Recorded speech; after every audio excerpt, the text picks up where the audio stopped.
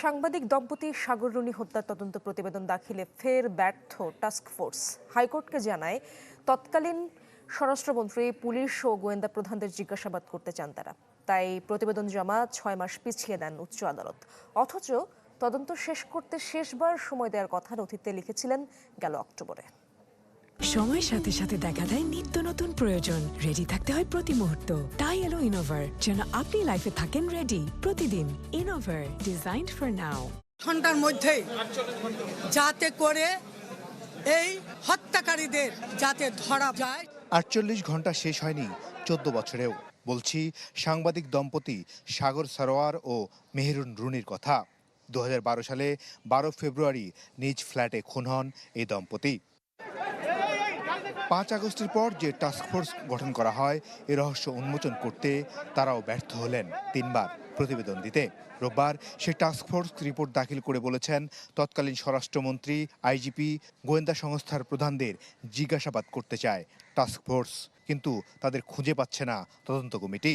আজকে এসে তারা রিপোর্ট দিয়ে বলছেন যে আরও অমুক অমুক অমুক অমুককে জিজ্ঞাসা করতে হবে।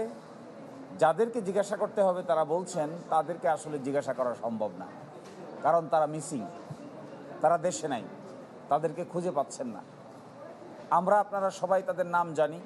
পট পরিবর্তনের পরে যে লোকগুলোর সঙ্গে তারা কথা বলবেন বলে ইন্ডিকেট করেছেন প্রোগ্রেস রিপোর্টে, সেই লোকগুলো বাংলাদেশের জুরিসডিকশনের মধ্যে আর নাই। দেখুন, আমি এই ব্যাপারে অ্যাটর্নি জেনারেল হাইকোর্টকে বলেন তারা সময় চাচ্ছেন তদন্ত শেষ করতে। সব শুনে হতাশ হয়ে হাইকোর্টও ফের 6 মাস সময় দেন তদন্ত শেষ করতে।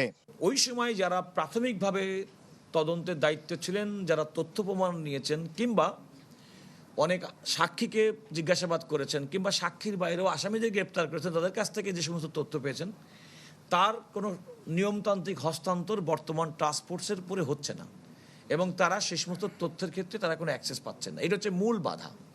এই বাধাটি আমরা আদালতের কাছে বলেছি, আদালত সেটা শুনেছেন এবং আমাদেরকে বলেছেন যে আপনারা আগামী 6 মাস পর্যন্ত এই অগ্রগতি প্রতিবেদন দেওয়ার জন্য আমাদেরকে সময় দিয়েছেন।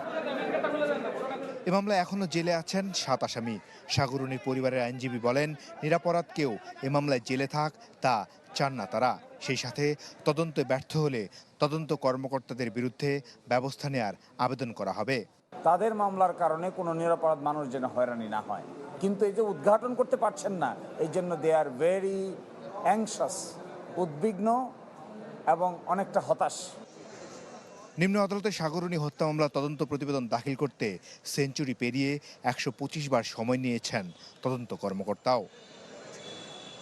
মাসুদুর রহমান, চ্যানেল 24, ঢাকা।